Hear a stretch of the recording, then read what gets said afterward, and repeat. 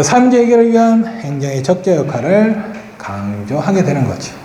그래서 목표를 설정하고 정책을 결정하고 또 정책을 집행하는 거. 원래는 정책 결정에 목표 설정이 들어가지만 자, 상위 목표라고 보시면 됩니다. 가장 큰 목표를 설정하고 그 목표를 달성하기 위한 세부적인 정책을 결정하며 집행하는 기까지 다 하자는 거죠. 그래서 육신에 발생했던 대표적인 문제들이 이런 문제들이었는데 사회문제 해결하기 위한 행정의 적재 역할, 이런 문제들을 해결하기 위한 렐리번스 액션 차원에서요. 목표 설정이나 정책 결정, 집행 기능을 다 강조하며 이 부분이 이제 가치 판단 기능이 되는 거죠. 자, 그래서 새 정치 행정 이론론이 되고 공사행정 이론론이 됩니다. 예를 들어 정책 결정 기능, 정치성을 강조하고 있죠. 자, 그런데 통치기능서라고 달라지는 점은 행정 우위의 이론론, 이런 표현을 써준다는 겁니다. 자, 통치기능서는 주로 문제 터지고 나서 사후에 해결하기 위한 개입에 초점을 뒀겠죠. 근데 여기는 문제 터지기 전에 사전 예방적 차원의 개입도 강조합니다. 그래서 행정의 기능 역할이 제일 커지는 거죠.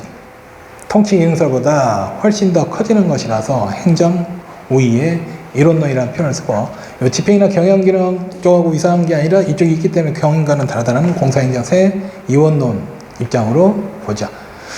자, 그리고 행정과 환경과의 관계에 있어서 환경, 즉 행정 외부에 존재하는 모든 것들을 다 환경이라 합니다.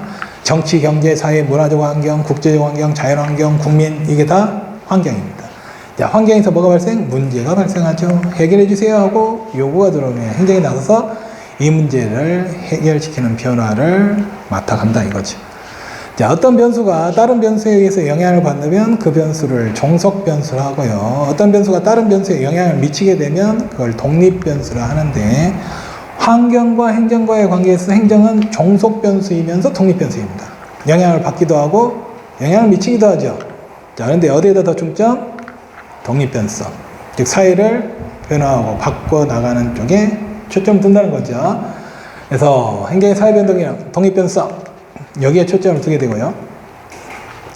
그리고 이 당시에 가장 큰 사회 문제가 흑인 폭동이요. 자, 흑인들이 주로 사회적 약자층들이었는데 미국 정부에서 제대로 걔네들을 고려하지 못했다는 거죠. 자, 자신들이 주장하는 바가 받아들이지도 않았다는 겁니다.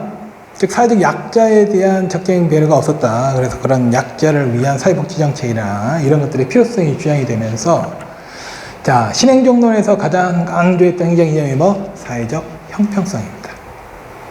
이때 가장 강조했던 이념은 사회적 형평성으로 알아두시면 되겠고, 그리고 행정 변수로서는 적극 행정인이라 표현되어 있지만 가치관과 태도를 말합니다. 자, 사회 문제 상황이 있습니다. 그걸 방치하고 내버려두고